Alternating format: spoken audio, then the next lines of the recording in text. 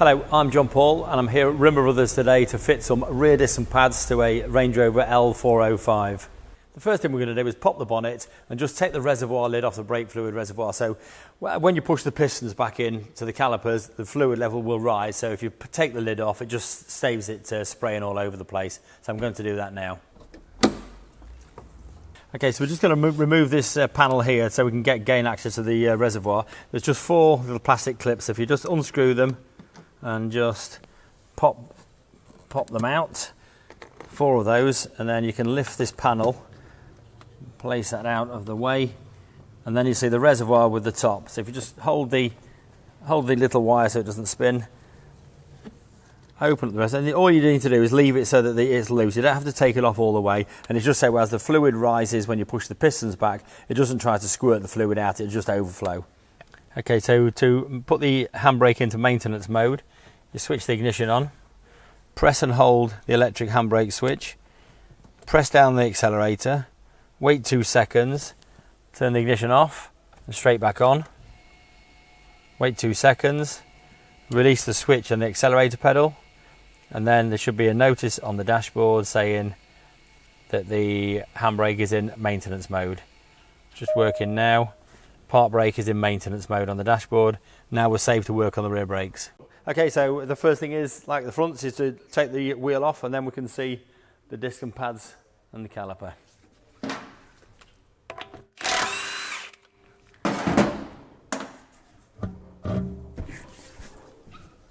Okay, so these are slightly easier than doing the fronts.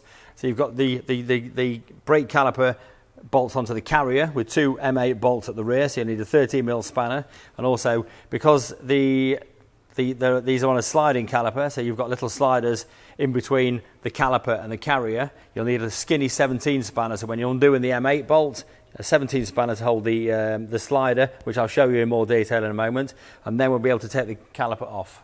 I think you can see a few things here. The main part here is the caliper. This is the carrier that the caliper bolts to. This is the warning wire, your pad warning wire.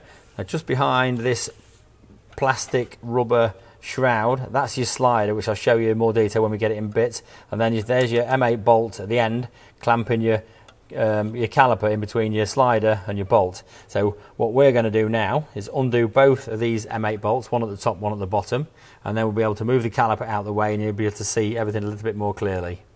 I've disconnected the warning wire, which is fairly simple. You follow it along through its clips, the little plug, same as the front one. So you just push the little tag in and pull the plug out. So then the caliper now you can take off. You just have to pull the bottom bit out first, because the electronic part you just have to push past the slider there. So once that's, just feed that wire through there. Out of the way. Fiddly. So once that's out of the way, we can just turn it upside down and sit it on the top there, because there's the piston. Because we've deactivated the handbrake in the car earlier, we can now get our brake pad pusher inner, brake piston pusher inner, clamp it in there, and then just gently push the piston all the way back in. Just do it nice and steady, and this is pushing the fluid back through the caliper, all through the brake pipes, up to the reservoir, which we took the lid off earlier. And that's why we take the lid off, because as the fluid gets back into the reservoir, if it does overflow, we don't want it to squirt anywhere horribly. So just slacken that off. So now you can see pistons all the way back into the caliper, so then we can leave that there now until we've fitted the new disc and pads, and then we can refit it. And you can see the brake pads here, see how low they are as well, but also they do get quite tight, so you might just have to get a screwdriver just to prise them along, and then you can lift the pads out and you can see how low they are. They're very low. Same with the other one, just give it a tap. And we can lever against the disc on this one because we know we are fitting new discs, so it's not going to hurt anything. Slide that all the way out. and there's that pad as well. And now, once the pads are out, we'll take off the caliper carrier. Now, these have got funny bolts at the back. So they're a 15mm double hex socket, so you can't get away with using normal single hex ones. They are a bit of a funny oddball and an oddball size. So once we've got this off, I'll show you a bit more detail. Okay, so here's the bolt. You can see it's a funny, slightly funny head on them. Bit of a throwback to the old Sherpa van. Now here's the carrier. Here's the sliders that I showed you earlier. So that you go in and out. So as your pads wear, the caliper actually floats on this carrier. So and these are the bits that take up the movement, because you've only got one piston on the caliper. It's got to slide to make its self-adjustment work. Also, we've got some brake pad runners here, which I'm going to take them off in a moment, because we really do need to make sure we clean underneath them, because they do get a build-up of corrosion that then lifts the stainless steel part and tightens the pads up, and sometimes has them seize the brakes on. So, and we will fit new ones of those as well, because we've got them in the new kit. To remove the disc, same as the front, T50 Torx bit. Just slide the disc off the studs, and that's it. And now we're going to start the rebuild procedure. So we'll just, where the brake disc mounts on the hub, we'll clean that with some emery cloth like that, and then just give it a thin smear of copper grease. Then we'll get the disc and remount it. Okay, you can see the difference visually in the two discs. Obviously that's just a solid disc, and these are the grooves and the drills. Now this one, they do come in this sort of colour. Now the customers asked for this one to be painted silver, so we have painted this one silver prior to fitting. The benefits of having the drilled and slotted discs are extra cooling. It does get rid of the dust a little bit better, so it just aids the braking. With these discs being grooved and drilled, they only go on one way, so then this one will only go on one side. Now the way to tell this is, because you can see the grooves facing that way, this one is going to be a right-hand disc. So as it's travelling clockwise like that, the arrow is pointing to the rear.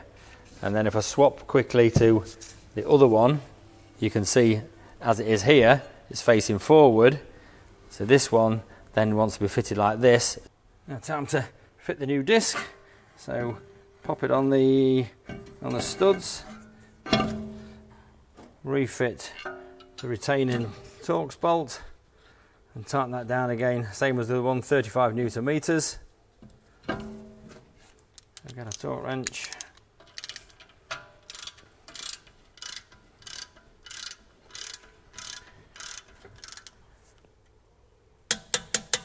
Great, that's that done. Now we're going to clean up the pad carrier.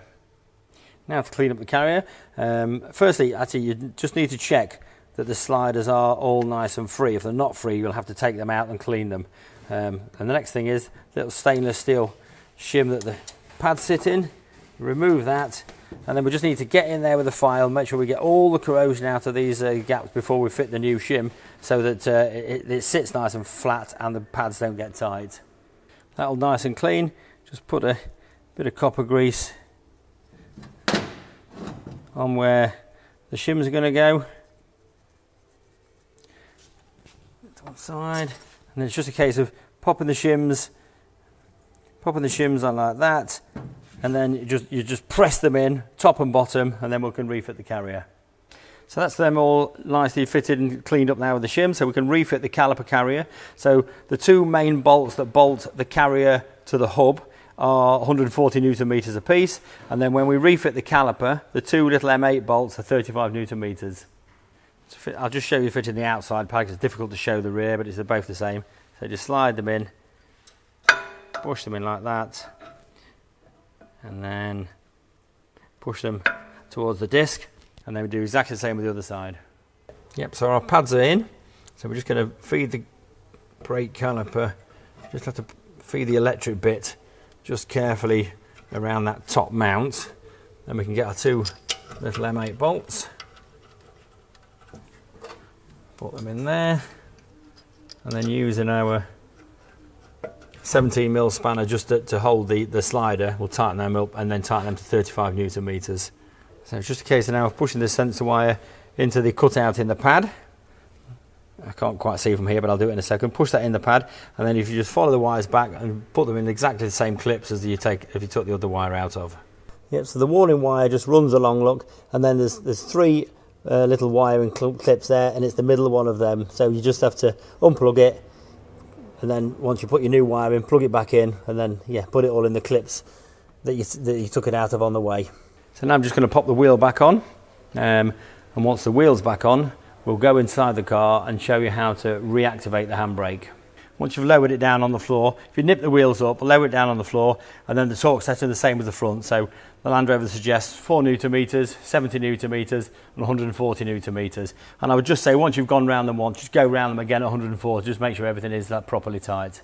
And to reactivate the electric handbrake is pretty much the same as to activate it, but the only difference is turn the ignition on, you pull on the switch instead of pushing on the switch, down with the accelerator, 2 seconds, switch the ignition off, back on,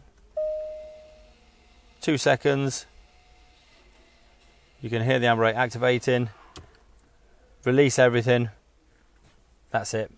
So just check our brake fluid, make sure it's okay, screw down the lid, doesn't have to be too tight, but obviously it wants to be tight enough. Then we can replace the plastic trim.